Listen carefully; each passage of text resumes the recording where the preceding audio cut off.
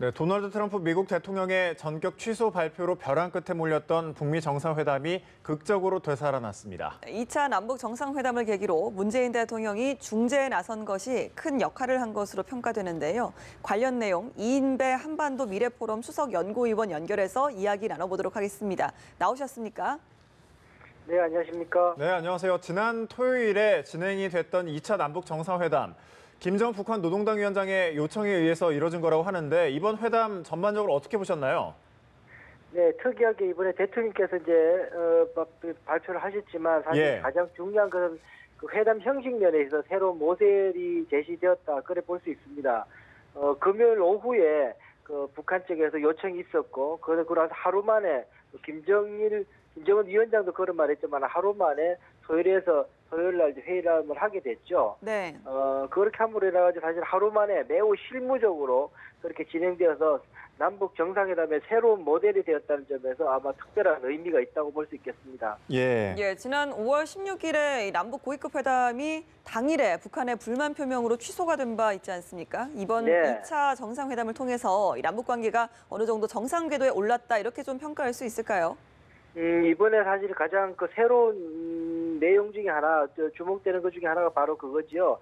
6월 2일부터 이제 고위급 회담이 시작되는 것, 그리고 군사회담도 곧바로 할 것, 그리고 이산가족 문제를 논의하게 될 적시적 회담도 하겠다라는 것가 이제 이번에 양 정상 간의 합의가 됐습니다.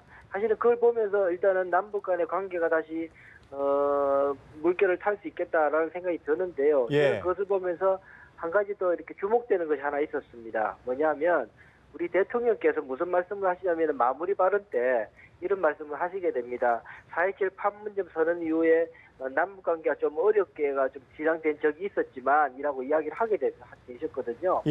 저는 그 모습을 보면서 사실은 그 옆에 김정은 위원장 옆에 앉아있던 김영철 부위원장이 조금 좀 무겁게 받아들이지 않았나 그런 생각이 듭니다. 사실은 대남 총책으로서 남북 대화를 계속 이렇게 어렵게 만들었던 장본인 중에 한 사람이 김영철이었을 텐데 그 사람 옆에 두고 뭐 그렇게 말함으로 인해 가지고 아마 앞으로 그렇게 장난치는 일은 하지 마라 이런 경고성도 되지 않겠나라는 생각도 해보게 됩니다. 그 실무 접촉도 계속해서 이루어지고 있을 텐데 현재로서는 북한이 완전한 비핵화를 이행할 경우에 미국이 어떤 식으로 체제 보장을 할 것인지에 대해서는 구체적으로 나온 내용이 있습니까? 아직 나온 건 없죠. 일단은 뭐 트럼프 대통령이 공개적으로 2번이나 이 북한 체제 보장의 문제는 이야기를 한 적이 있었습니다. 김정은 위원장이 비핵화를 실천하게 되면 김정은 위원장은 올해 북한을 통치하게 될 거다. 김정은 위원장은 아주 행복해질 거다. 그리고 또 경제적으로도 매우 좋아질 거다. 이야기를 했었죠.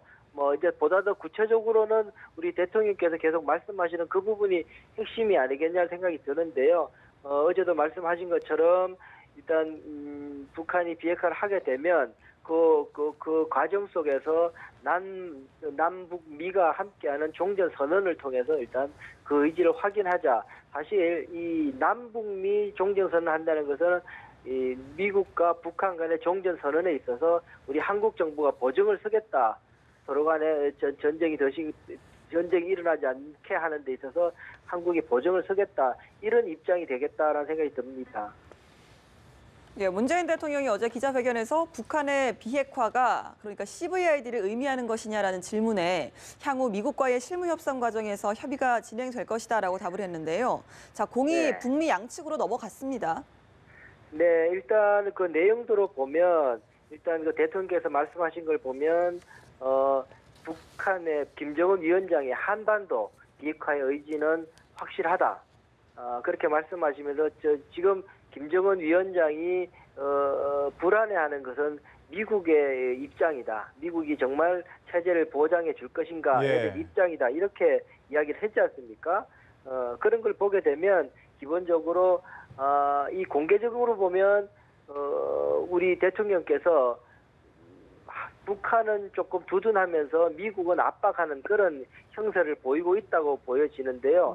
아마 제 생각에는 그 공개된 내용 이면에 미국에는 김정은 위원장의 특별한 더 구체적인 의지가 전달되었을 가능성이 있다라는 생각이 들고요. 그런 측면에서 본다면 김정은 위원장에게 공개적으로는 면을 살려주면서 일단 미국과 북한 간의 대화를 조율하는 그런 것 아니었는가라는 생각을 해보게 됩니다.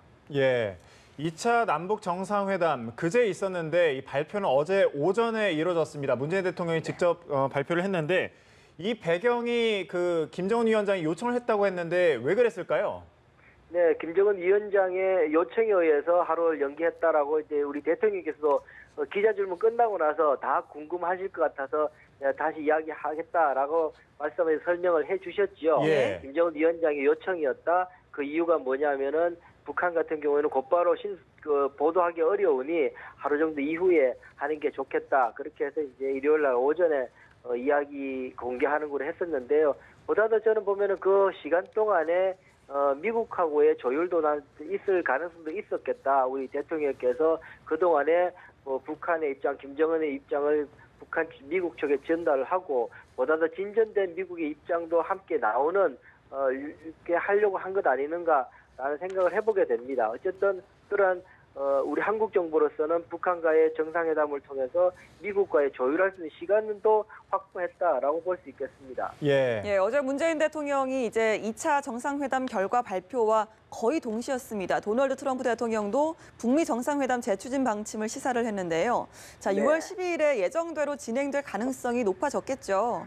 네, 일단은 6월 10일은 다시 또 취소하기는 어려운 상황으로 가지 않았나라는 생각이 듭니다. 네. 그렇다고 해서 북한 핵 포기에 대한 합의가 이제 성공적으로 이루어질 것인가에 대해서는 아직까지 여전히 좀 모호한 부분이 있어서 지금 남아있는 한 보름간의 시간 동안에 얼마나 잘 조율되는가 좀 지켜봐야 될 그런 상황입니다.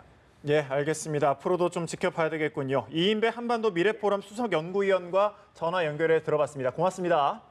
네.